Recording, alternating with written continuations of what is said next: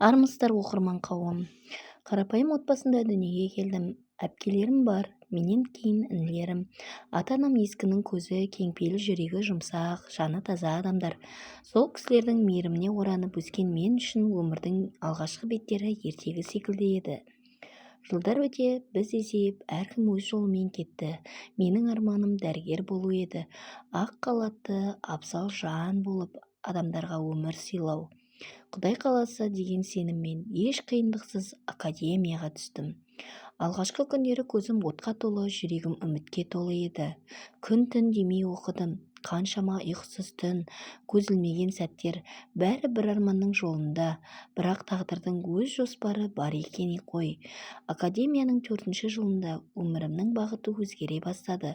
Ол менің тыныш әлемімді төңкерген жігіт еді.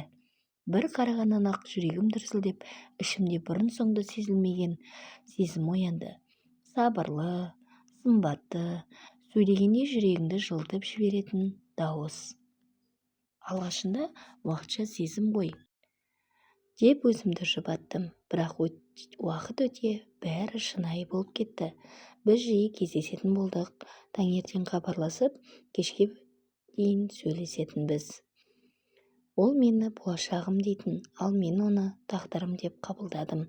Сезім оты мені алға емес басқа жолға жетеледі. Бір күні ол маған сенсіз өмір сүре алмаймын, тұрмысқа шықшы деді. Сол сәтте ғашықтан соқыр болған мен келісе кеттім. Оқу арман, дәрігерлік, бәрі бюро. Сәтте екінші орынға сырғыды. Мен махаббатты таңдадым. Сөйтіп басқа орамал салынды. Студенттік партаны артқа тастап тұрмысқа шықтым. Тұрмысқа шығып, академия оқи алмай 4 жылдан ғана бітірдім. Барлығы мен таңдаған күйеуімнің кесірі еді. Өте қызғаншақ, мінезінен таяқ жеп, ауру анасының құшағына тығылып жылайтын едім. Енем өте момын жан, тек ауру болғаны болмаса. Біз үлкен бір үйде тұрдық. Қайнағам, абысын, енем және біздер. Жас отбасы деген атымыз болмаса да, абысыным өте нашар. Үнемі абысынымның кесірінен күйеуім ұрып тастайтын. Енем байғұста сол абысынның кесірінен аш, әрі өте жұмсақ болып қалған. Үй қамақтағы тұтқын. Сөйтсем абысыным бір бұты байында, екінші бұты қайнысында, екеуін де жіпте үйіріп айтқанын қылғызып отырған әпенде. 2 сорлы ұлды да бір қатыннан аса алмай, туған шешесін бөлмеге қамап қойған. Енемді көргенде жылағаным әлі есімде. Ап-арық, аппақ шаштары үйісіп таралмағаны көрініп тұр. Тырнақтары өсіп, әр жерінен мүжіліп түсіп қалған.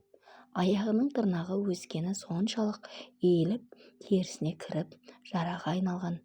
Тіпті денесінің кірі күстерініп, жарылып кеткен.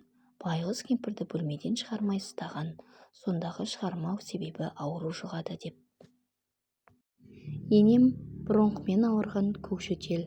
Ешқандай ешкімге жұқпайды, тек генетика жолмен ғана беріледі. Енеме абысыным күстенген лас ыдысқа өздерінен қалған құтқан тамақты береді. Суып кеткен шай мен қатқан нанды береді екен.